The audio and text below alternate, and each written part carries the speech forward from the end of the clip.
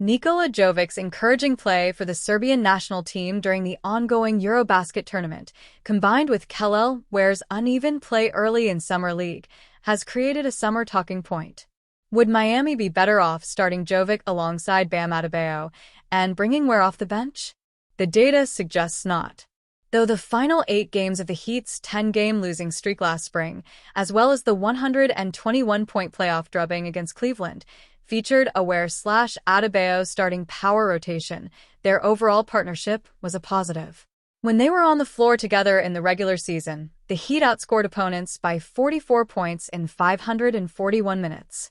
Among two-man lineups featuring Adebayo, the Heat had a better plus-minus only when Adebayo played alongside Tyler Herro, Jimmy Butler, or Davion Mitchell. What's more, the Heat shot 49.1% from the field and 40.9% on threes when Adebayo played alongside Ware. Those numbers are much higher than Miami's overall 46.5% season shooting percentage and 36.7% on threes. Adebayo told me last March that Ware starting alongside him gave me more energy to play offense. I'm not in every pick and roll. Obviously, he's guarding the 5, the center. A lot of 4-men power forwards who don't and do the things that 5s do.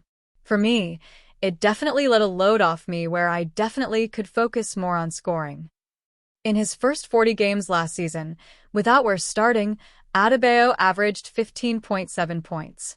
His scoring topped 20 points per game with Ware starting alongside him. By comparison, the Adebayo/Jovic lineups were not especially effective. When those two played together last season, Miami was outscored by 24 points in 688 regular season minutes and shot just 44.6% from the field and 35.8% on threes. Among all Heat two-man combinations that logged at least 680 minutes together last season, only 5 tandems had a worse plus-minus than Adebayo/Jovic.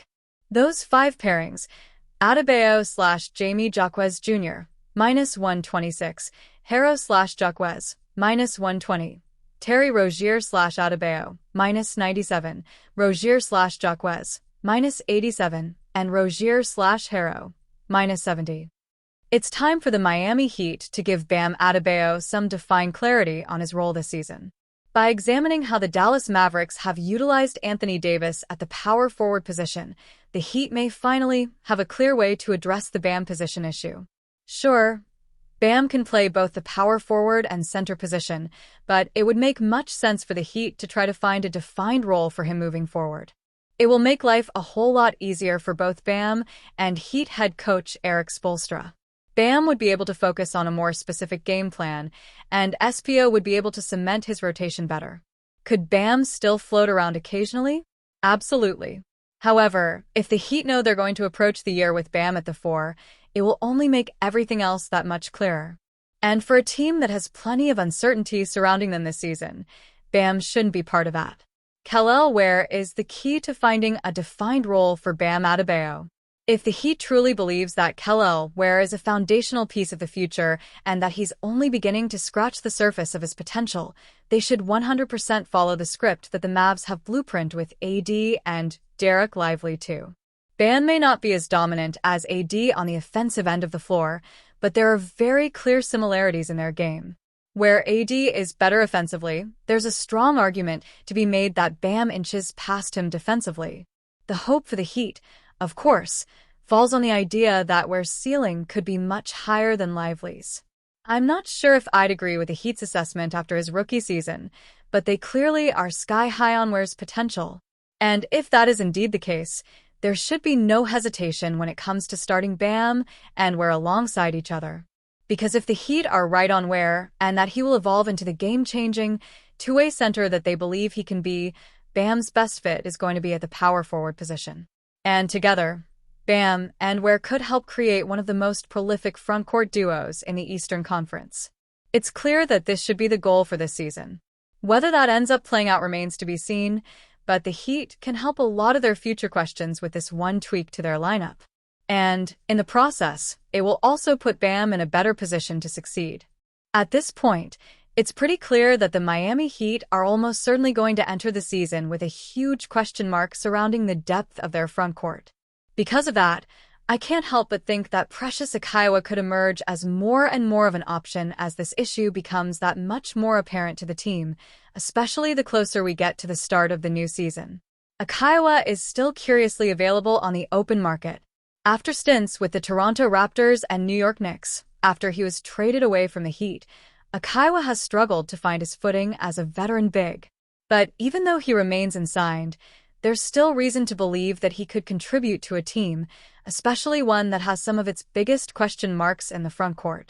Achiuwa may not be the most ideal backup big man on the Heat's radar, but there's no question that he certainly has the experience to be in the running as a potential answer. Can the Heat rely on two centers? Whether Achiuwa is a good fit or not aside, the big question that the Heat must ask themselves heading into the start of the new season is whether they are willing to begin the new year with, essentially, just two bigs on the roster. I suppose Nikola Jovic could play a bit at the power forward position, but it would be foolish for Miami to build its game plan around that idea over the course of an entire season. Even that might be too much of a burden for the budding young star to carry. That leaves Bam Adebayo and Kelel Ware as the two primary centers, or bigs on the roster.